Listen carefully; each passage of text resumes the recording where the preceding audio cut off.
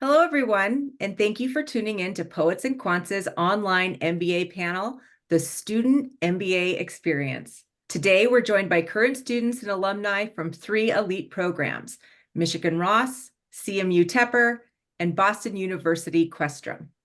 I'm your host, Christy Blyzeffer, and please feel free to use the Q&A function to submit any questions you have for our panelists.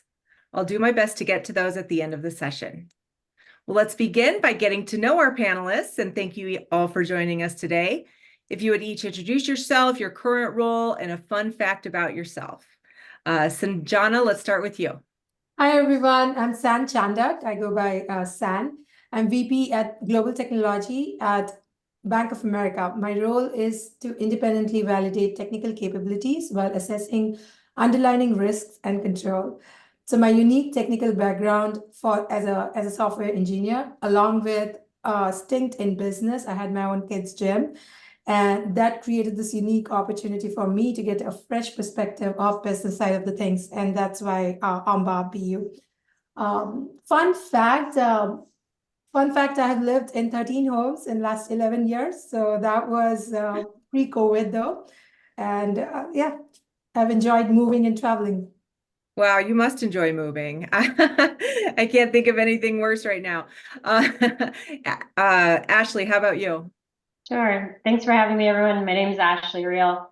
I have 1 week left of my MBA classes, so I'm at the very end. I go to Carnegie Mellon University, Tepper School of Business.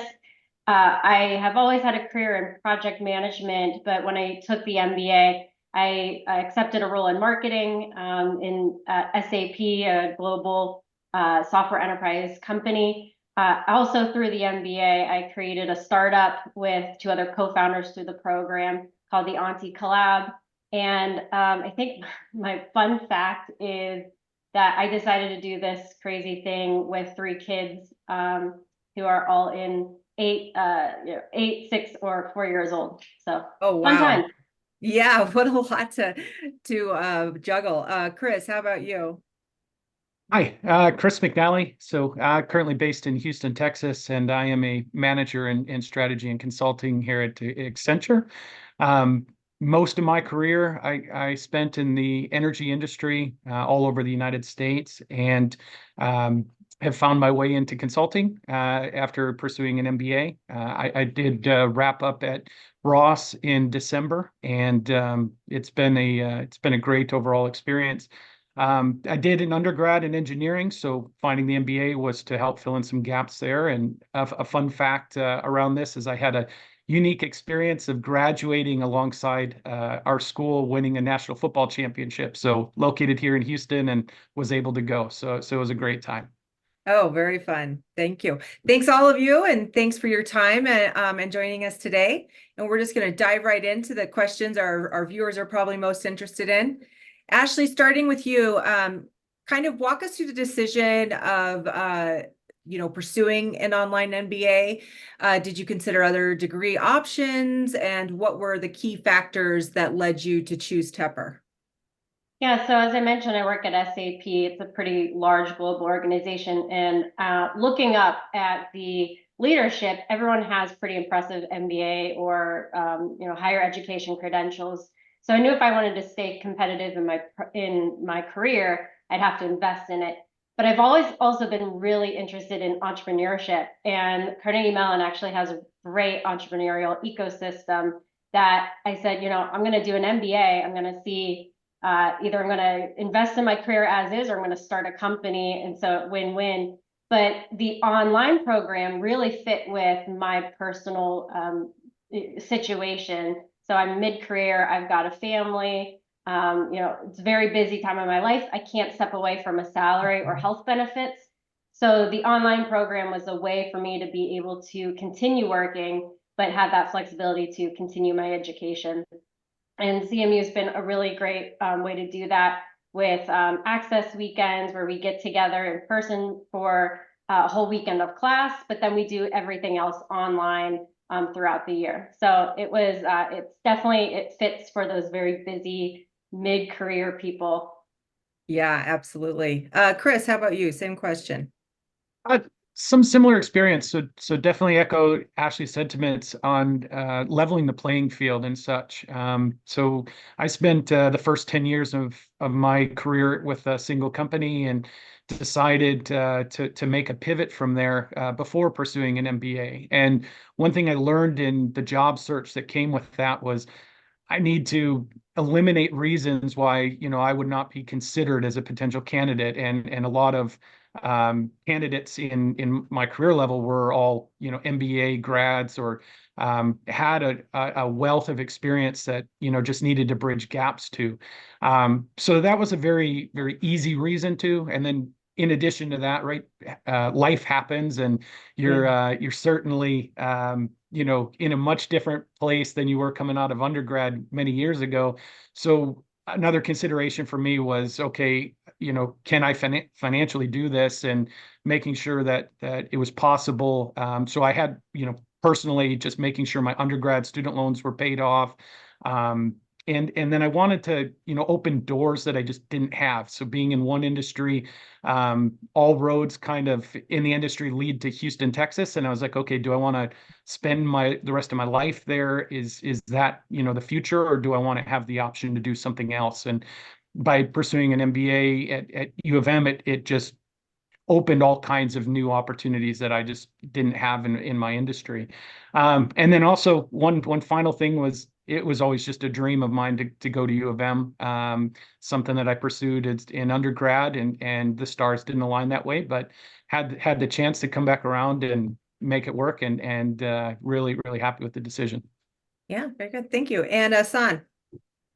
Yeah, my story is somewhere in middle from Ashley and Chris's. My choices were definitely distilled through the same kind of filter, having the flexibility, being able to provide for the family, as well as look for an opportunity that had equal amount of networking, exposure to different fields and industries, and an opportunity to learn from best in the class kind of professors. So it is definitely those criteria that I looked for, but my story is unique in the sense I started an in-person program at BEMBA. I think of myself as achieving all kind of, I wanted to go to school, I wanted to do 40 hours of work, and I also wanted to be a mom of 2 boys and add this. And I found myself a little burned out by end of 2 semesters in the in-person program. A lot of activities would involve in after class, we will have a discussion, and then we'll have another like happy hour session, and then we'll discuss more, which made me go anxious about my own role at and the place I'm working, which I really did like at that time too. So, from that experience, I was craving a little flexibility, and that led me to OMBA. What I like about it is like the asynchronous piece is just on me. So it is like how I want to take the material and how I want to apply it. The best feature that personally I benefited out of is whatever I learn, I can use it. I can use it at my work today, and I can benefit out of it.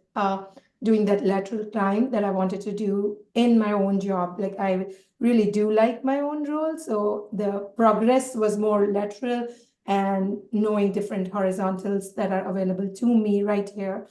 So that's where it was a little different. But other than that, I like the synchronous bit, asynchronous bit. I did not initially thought I'll be an online person. I enjoy in-person experiences more, but I was famished there. I was like, Yeah.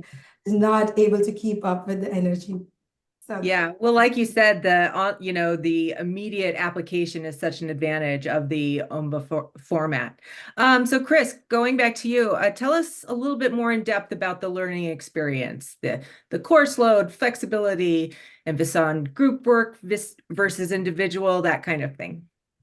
Sure. Yeah. So the program was a little bit getting used to right out of the gate, because it had been many years since I finished undergrad and decided to get back into the swing of things. So finding that balance between how many classes you can take, how much your normal work life you can juggle, and everything else that you need to. It was like, okay, yeah, I'm going to be very busy for the foreseeable future. And in doing so, I really liked the flexibility of the program where I could take classes in pretty much any particular order. There were certainly, prerequisites to do some, some electives and things like that. But generally speaking, that the asynchronous style of it was excellent. It was like, okay, yeah, I can do all of these things in my own time.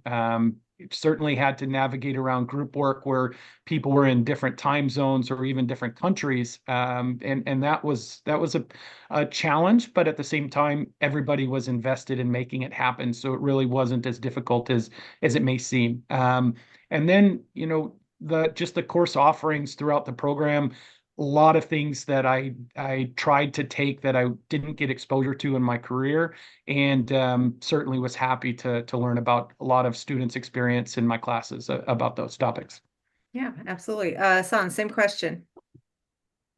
Yeah, no, in terms of timing, the way I think I had it bucketed is how much hours a week would I want to give it, and how much hours would I want to keep for like the end of the module, which is the core of capstones that we have in each one of these modules.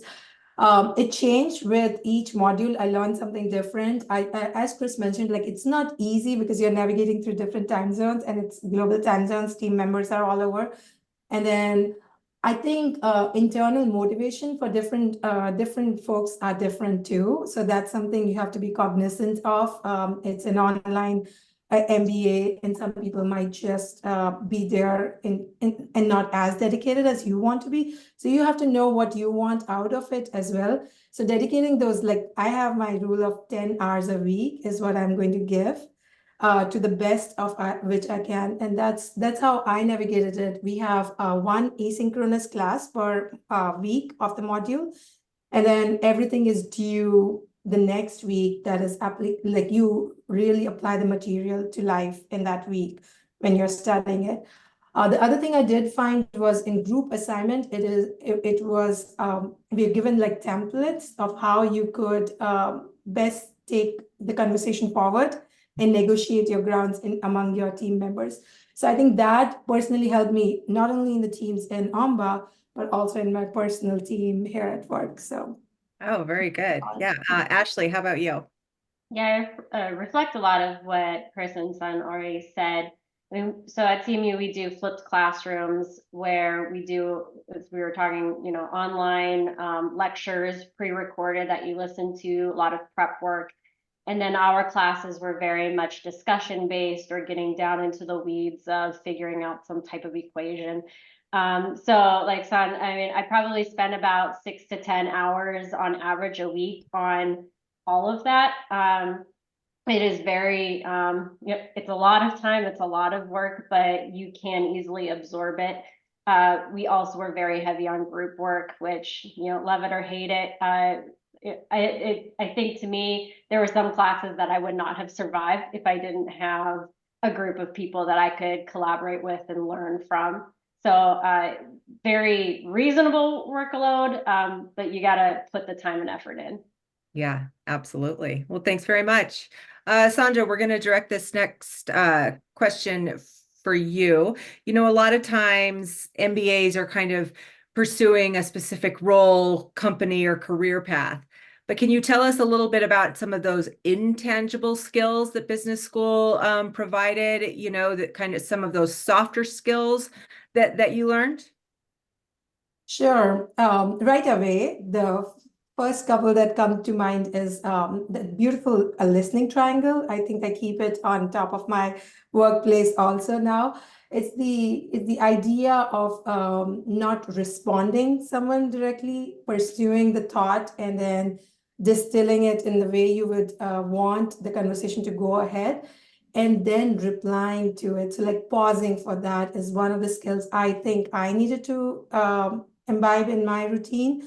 So that's one that comes in mind. And then all the leadership styles that were being taught over different modules, like how you should navigate different type of situations through cases or otherwise through our discussions, those come to mind. And other thing that was kind of weaved into the program, I would say, for any online program. I do think Ashley and Chris might agree with this experience of resilience. You know, life happens. There are different team members going through different modes and different things.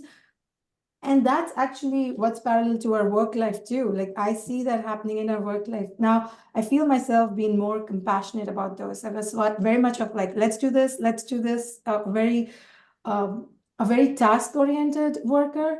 Whereas now I've understood there's a whole together different reason why people are doing this in a way and how they're processing the information that is given to them. So I think those were big ones for me. Yeah, I think resilience is such an important lesson we all should learn. Ashley, same question. Tell us about some of those soft skills you learned at Tepper.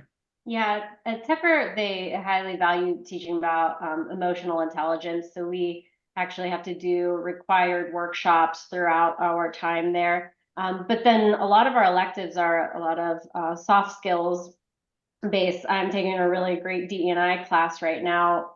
We have to do a lot of presentation-based skills. So I've definitely seen in my professional life being able to navigate tricky situations and also speak to an audience much more comfortably than I had been before. And then the other thing that I would also say is Tepper also provides the Master's Career Center, which has career coaches. So my career coach, Brittany, has been an incredible resource for me, especially as I was navigating, do I want to start a business or not? And she really helped me, dig deep into myself to see, yeah, that's actually my dream and I should probably go for it. Yeah, absolutely. And Chris. Yeah, so lots of great experience that I've heard so far. So very similar paths here at Ross as well. Couple, I guess, unique things that I was able to participate in is as part of the on-site part of the program. We have a leadership residency that's part of the coursework, and one of the pieces of that leadership residency was a crisis challenge, and we were partnered with team members from different parts of the overall MBA program. So we had nights and weekend students, we had full-time students that were integrated in with the OMBA groups, and we had to navigate through a challenge that was presented to us and learn how to effectively communicate responses to that in video form against, we had a mock media simulation there where actual members of the media were there to hear, teams speak about the issues at hand. We had to present our case and our position and our responses to a board of directors, which were made up of Michigan alumni from various places. And it was a really cool experience. And as simulated as it could be to real life, just how to handle all those things, how to navigate the pressure in certain situations there, and then kind of pivoting into some of the classwork that I had, some of the skills that really refined in this program, specifically in the negotiations area. One of my favorite electives was bargaining and influencing skills, and just kind of really learning how to navigate through those types of conversations, whether it's in a business environment or non. It could be as simple as making an offer on an eBay post all the way to negotiating a large complex deal for your company. So just kind of understanding those positions and how you should approach that conversationally, how you should approach it from your posturing, from your attitude, from your alternatives, things along those lines was really helpful.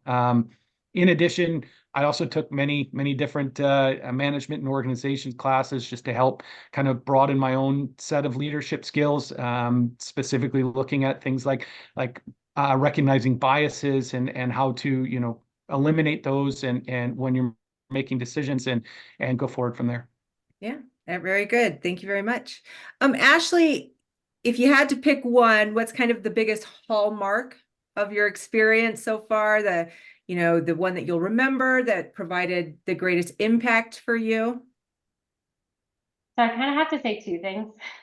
One, the launch of my company was through the entrepreneurship track. It was actually part of my capstone. So that is a real tangible thing that I'm going to carry with me that, I'm very proud of the work that we have done and are doing. But along with that, I mean, the biggest thing for me is the friendships and the network that I've built through the program.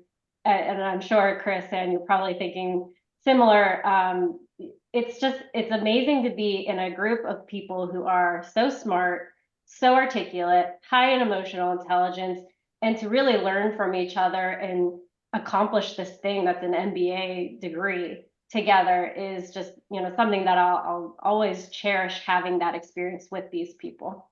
Yeah, absolutely. Well, tell us really quick about your company. Sure, I would love to. Thank you for asking. So we're the Auntie Club, or we go by Auntie. We're really trying to create a program, a tool that helps families navigate the postpartum period together. So when you have a baby, it's a very isolating, confusing time. But what we are finding is that not only are moms struggling, but if she has a partner, they're also struggling. So we're building tools to help them better communicate and educate each other on how to navigate that challenging time.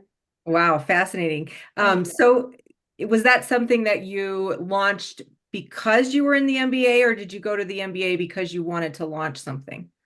Well, I had this idea years ago when I was having babies and wanted to pursue it, but I knew that I would never be able to do it on my own.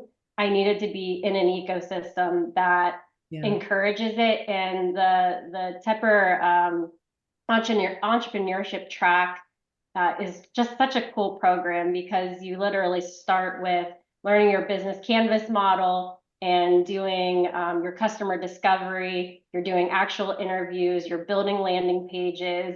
All of the coursework leads you up to your capstone, which is just a summer dedicated to working on your project. And our mentor, Craig Markovitz, is an incredible resource. He's very well connected, educated, but is just a great sounding board and has provided so many resources to our group. And it's also where I found my co-founders. So I definitely had the idea, but I wouldn't have done it if I hadn't been part of this program. Yeah, very great. Thank you. Chris, tell us about your biggest hallmark. Sure. A lot of very similar sentiments to what Ashley said, specifically around the people that I was able to work with in my time at U of M. In addition to that, I guess the thing that really stuck out the most was the opportunity to study abroad and travel overseas as part of the program. When I was an undergrad, I didn't take advantage of something like that. And now that much later in life, it was one of those things where it was like, all right, if the opportunity ever came up, let's do it, right? And part of the on-site residency portion of the U of M program is to either go to the U of M campus and participate with your students in classwork there, or participate in some of those courses in an international setting. So I was very lucky to head to Italy last summer and enjoy not only the great northern Italy weather from Milan to Venice, but meet with companies and learn about innovation all across a number of sectors. We met with automotive companies. We met with family-owned furniture businesses. We toured a bunch of museums, and over the course of my time there, also really got to know a lot of the members of my program a lot closer. And specifically the folks that were overseas, where a place like Italy is kind of a meeting place or common ground time zone wise, and it was a really cool opportunity in that sense.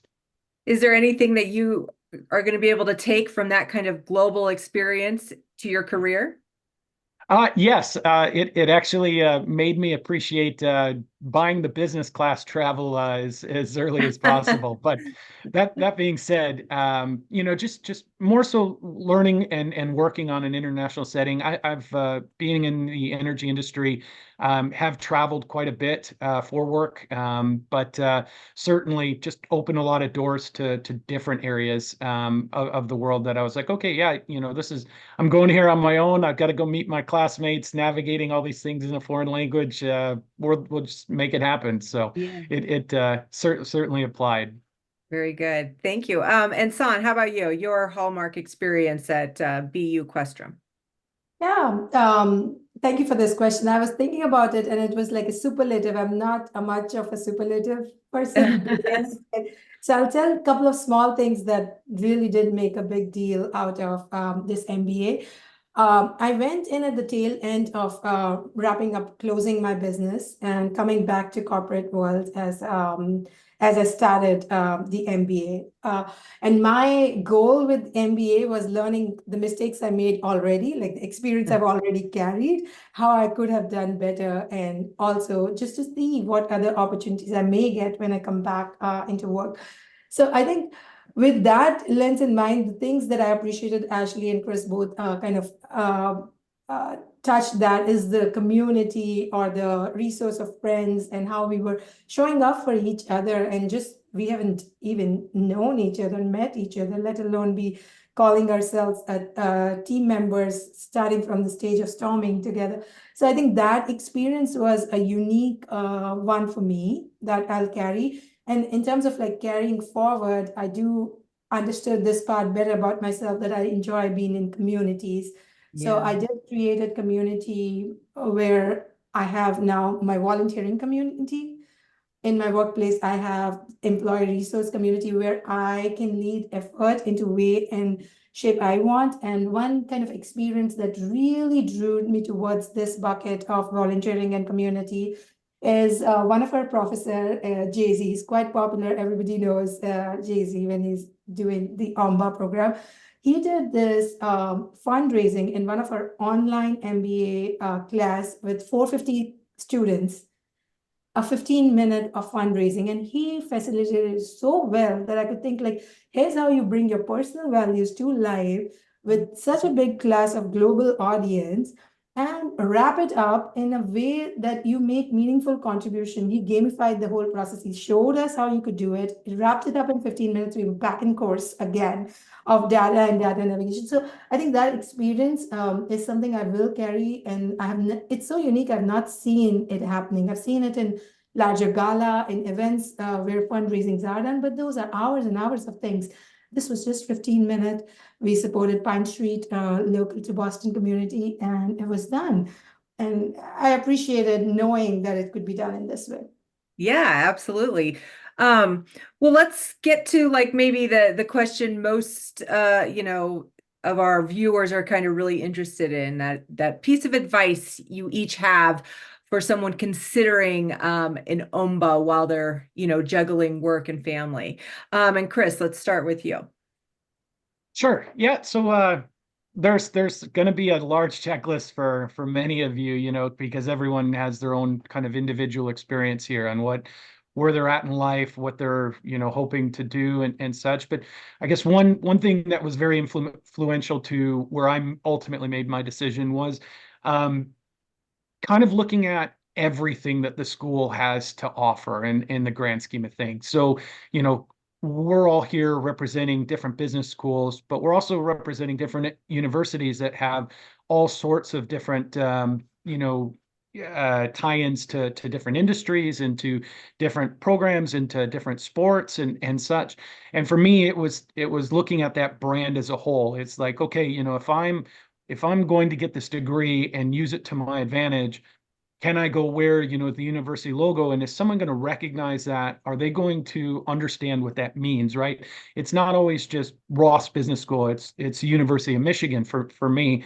And, looking at that, how do I make that, part of my life and take every bit of advantage that it could offer? And like I mentioned earlier in this panel, having the opportunity to go to a national championship football game was a small piece of the cool network that comes with being an alumni from the university. So looking at it holistically, like, oh yeah, this is going to help advance my career. It's going to open up all these new networking doors, or it's just going to give you a fresh perspective on, what your career could look like in the future, are all kind of components. And then obviously your work-life balance and your family and everything outside of that certainly plays a factor. But really boiling it down to, okay, what do I want from this degree, from this university? What can they help me influence my brand on? That was a huge factor.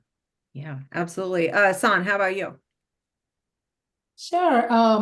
In terms of what to think when you're thinking about an online MBA, and then particularly with BU, OMBA, I would say a couple of things. First, chart your own territory with time you want to devote.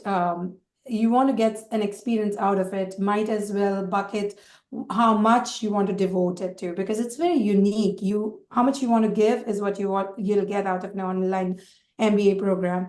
The second thing is, think about networking is a big piece of MBA. Think about how and where you want to grow your network. And for me, it was hyper local. I was very clear about it. I only wanted Massachusetts and Boston network, but I learned something that I could have a Massachusetts network and have some other perspective going in.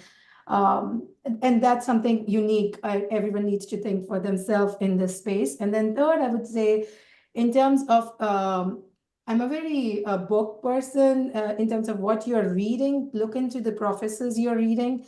Look into, do they imbibe into the leadership skills that you want to bring? So for example, there's a professor, Connie Headley. I attended her in-person class, and her research work is now in loneliness and teamwork. She inspired me so much in organization leadership, just that piece, that I keep reading every new article that is coming out of her work, and that keeps me ongoing. It's like, okay, there's this trend. This is something happening right now in industry, and we are dealing with it at work as well, with all the return to work and stresses that are coming as at middle managers. So I think that was another key thing. Think about, do you want to lean into new age research?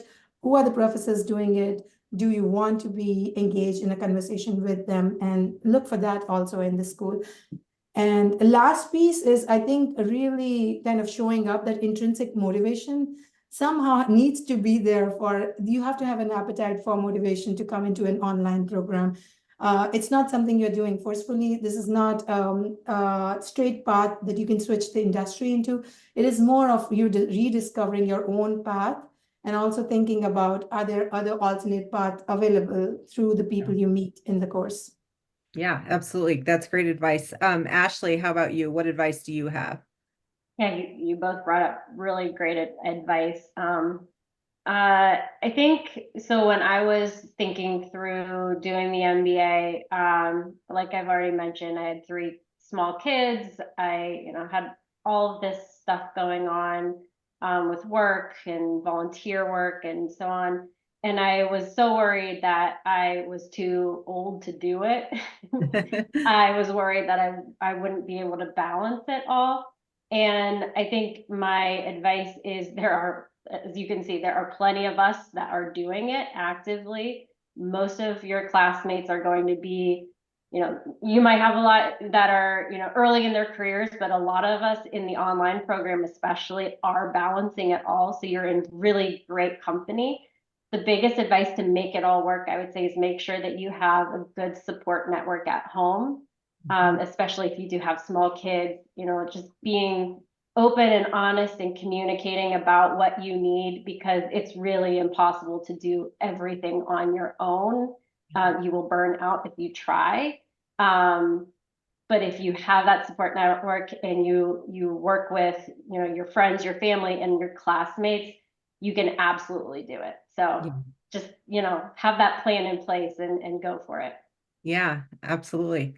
Well, a lot of people, choose an MBA because directly of the kind of the career help and recruitment and development they get from a full-time program. Take a minute to describe, whether I think that a couple of you changed jobs during or after. So tell me a little bit about the career services and how you guys were able to utilize those at your programs. And Chris, let's start with that, Ross.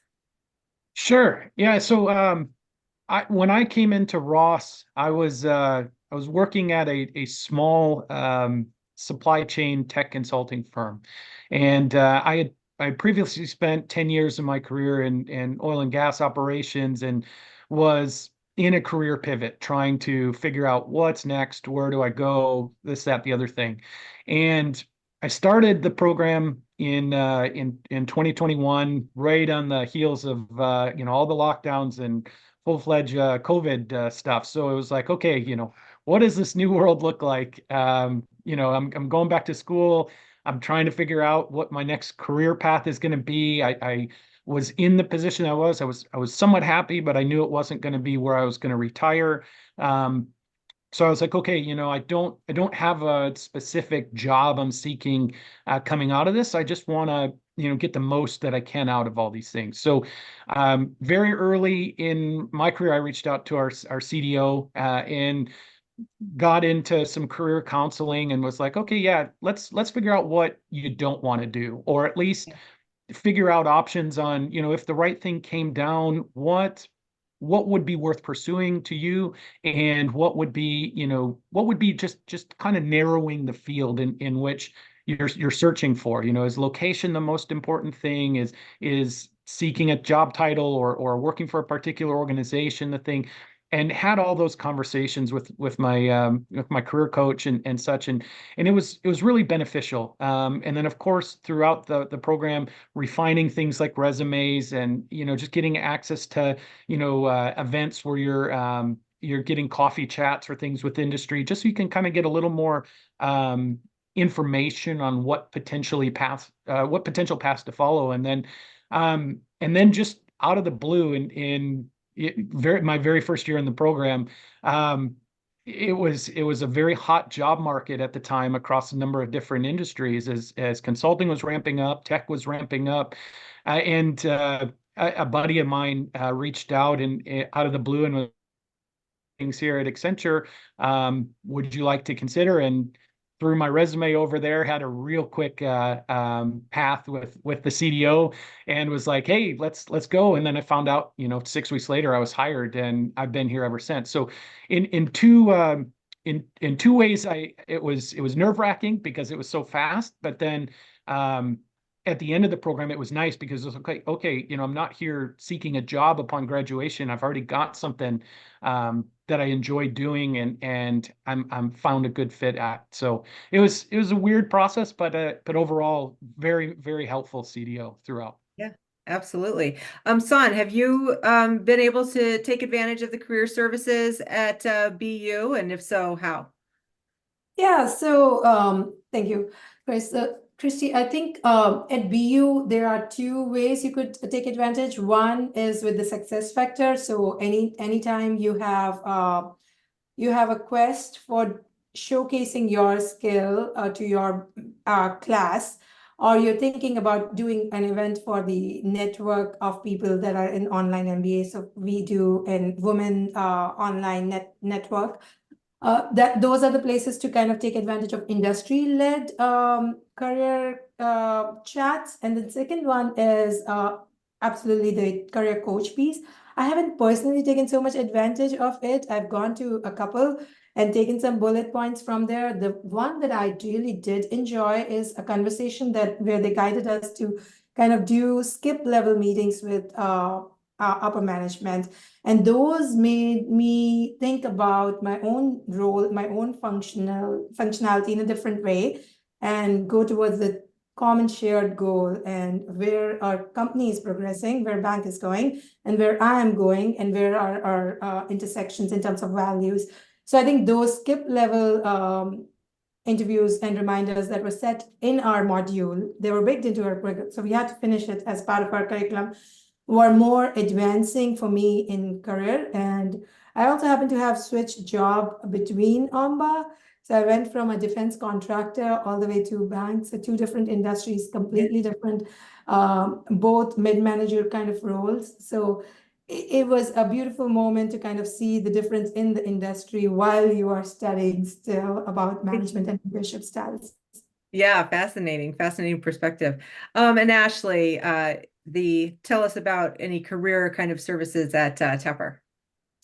Yeah, so the Master's Career Center is a great group of people. This is where you can get your coaches who can help kind of review your resume, coach you, help you find the answer within yourself. Through the Online MBA program, you do also have access to the full-time the full-time center that helps you do recruiting. So I personally didn't do that. I've been working on my business, but I know several people who have maintained that part-time MBA program, but they did go through the recruiting and took internships over the summer and have landed new full-time jobs that way. Another thing, and I'm gonna beat this into the ground, but like your own network that you're building here. can't tell you how many people have been laid off in the last year or 2 years. And we have a Discord channel where we're all there, and we'll just say like, hey, I lost my job, or my brother lost his job, or, anybody working in this field, I'm trying to relaunch into venture capital, or, we just have this great internal ecosystem that we can kind of talk and compare. And I've seen several people land jobs that way as well. So there's a lot of institutional resources, but then again, your network is just amazing. Yeah, what a resource. Well, in the last 5 minutes about that we have, I'm just going to kind of open it up. Tell us the thing we didn't ask about, or what someone who is considering an OMBA at your school, what they should know, or that unique thing about the schools that the programs that you chose. And Ashley, let's just stick with you there. Sure. We touched on a lot of, the things that I love about the CMU program. We didn't talk so much about like the structure of the program. So we do at CMU, we do mini semesters. So each semester is broken down into two. So you actually will knock out 2 classes on the front end of a semester and 2 classes on the back end. So they're very fast paced. You're doing 6 weeks of online classwork together. And then in between, we have these access weekends. I believe that the program's changing a little bit in that there are going to be some that's virtual. And then once a quarter, the group will get together in person in Pittsburgh. So everyone flies to the same town. We do class all weekend together. We do workshops. We do networking events, and dinners and cocktail hours and all the fun stuff. And that's where you get to like really get to know your classmates at a deeper level. That was a big selling point for me. And they're also implementing a new travel weekend. So once a year, the entire cohort will travel to another location outside of Pittsburgh together. We'll be meeting with different companies, doing a lot of networking events outside of the CMU community. So it's a unique way of doing the online program. It's not just every week doing online class, but there is a little bit of that in-person component too.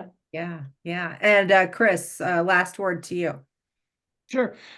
Yeah, one thing we didn't touch on was, certainly the program itself is online, and we're from many different places and come together in the virtual setting. And then, our schools certainly have in-person opportunities to meet up as well. But one other thing in addition to that was quite a few people in my program were local to me currently in Houston, Texas. So our program certainly encouraged lots of local meetups and partnered with alumni organizations in our city. So like we have a University of Michigan Houston, Alumni Association, and partners with a lot of different events that are ongoing through the university. Some are as simple as like watch parties for a hockey game or a basketball game.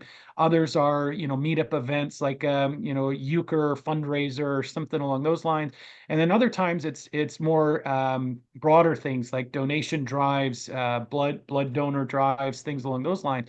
So it was a real cool way to get connected with the university, not being on campus, but also, reach out to either alumni in your area or other students that were local to you. Yeah, absolutely. And San, what about students, considering Questrom? Yeah, so one thing we didn't touch upon is, and I think we did partially, but just the schedule or the sense that the program works in 1 live sessions that we get in the week. You prepare asynchronously, you come back together in the live session, and all of it is actually live. So none of it is asynchronous in the sense of delivering of the material. And apart from that, you do your group works and chat with your different groups. I do have the similar feeling as Chris and Ashley, the local community that we form, and being in Boston, it's another advantage I have to get the online MBA folks together, as well as to get the full-time and the part-time MBA events I could be a part of. So that's added advantage, I would say. But the local community does offer a lot more things for you, and I wanted to take advantage of that. So that part is definitely worth considering if you are considering the location of the college. Apart from that, the in-person experiences for us were like more of let's visit the studio where we kind of host the classes from. We could do meet with the dean. You could do other kind of networking events that are optioned by the college. And then the piece that kind of brings the whole Terrier community together is like there's a newsletter that BU does, which kind of makes you aware of the things that are happening in and around Kenmore. And so that's another beautiful way to kind of learn about what are the different things that the communities inside the college are engaged in.